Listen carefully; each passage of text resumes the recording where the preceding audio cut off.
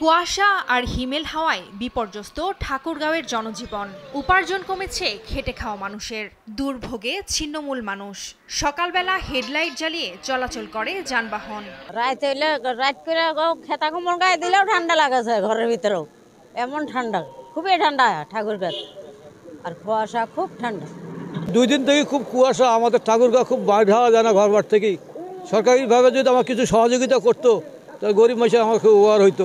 এদিক ঠান্ডা, খুব কুয়াশা, মানে খুব হাড় কাঁপানো। আমরা মানে কৃষি কাজ করি, খুব সমস্যা। যে মূলা ধান এখন বাজারে নিয়ে যাচ্ছি, এই যে হচ্ছে আমাদের এই অবস্থা, খুব কষ্ট। গতবার হচ্ছে অনেক ঠান্ডা, খুব আগেই ঠান্ডা শুরু হয়ে গেছে। সকালে কুয়াশা কিছু দেখা যায় না। আর বিশেষ করে যারা মধ্যবিত্ত আছে তারা চলতে পারে, কিন্তু যারা খুব গরিব দুঃখী বা তাদের জন্য যদি একটু সরকার একটু বা কাপড় ব্যবস্থা তাদের জন্য খুব ভালো হয়। এবার শীতকালে অনেক ঠান্ডা হয়েছে, আমাকে ঠান্ডায় অনেক ঠান্ডা লাগে, জ্যাকেট পরি আর ওইগুলো পরি। আমার ঠান্ডার সময় যাইতে অনেক কষ্ট হচ্ছে। হাসপাতালে বাড়ছে রোগীর সংখ্যা, বিশেষ করে শিশু ও বৃদ্ধ। ডায়রিয়া, নিউমোনিয়া, শ্বাসকষ্ট সহ বিভিন্ন ধরনের রোগীর চাপ বেড়েছে বলে জানান চিকিৎসক। আমার বাচ্চাটার হঠাৎ করে ঠান্ডা লাগছে, এই জন্য সর্দি কাশি।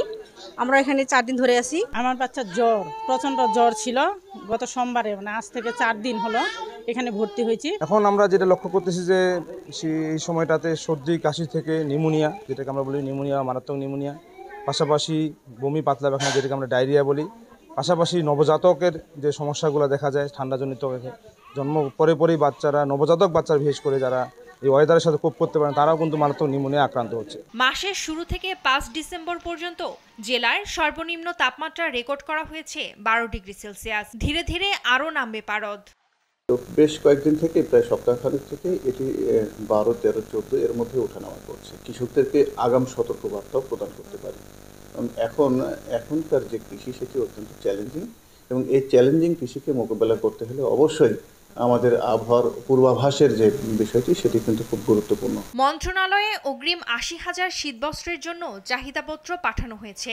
2-1 দিনের মধ্যে শীতবস্ত্র পাওয়ার কথা জানান জেলা প্রশাসক। ঠাকুরগাঁয়ে এই এলাকাতে আপনার একটু আগেই শীত পড়ে বাংলাদেশের অন্যান্য এলাকার তুলনায়, যে কারণে আমি এখানে যোগদান করার পরপরই আমার শীতবস্ত্রের চাহিদা আমি একটু অগ্রিম মন্ত্রণালয়ে পাঠিয়েছি, এবং মন্ত্রণালয়ের সঙ্গে কথাও বলেছি যেন রেগুলার যে শীতবস্ত্রগুলো প্রতি বছর পাওয়া যায় সেটা একটু আগাম যেন আমাদের এই এলাকায় পাওয়া যায়।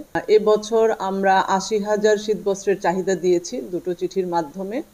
গত বছর 41,500 শীতবস্ত্র পাওয়া গিয়েছিল। তো আমার যেটা মনে হয়েছে যে এইটা চাহিদার তুলনায় কম ছিল, যে কারণে আমরা 2টো চিঠিতে 80,000-এর চাহিদা দিয়েছি। শিগগিরই বেসরকারি উদ্যোগে মিলবে 1000 শীতবস্ত্র, যা ভাসমান ব্যক্তিদের মাঝে বিতরণ করা হবে। নিউজ ডেস্ক, দেশ টিভি।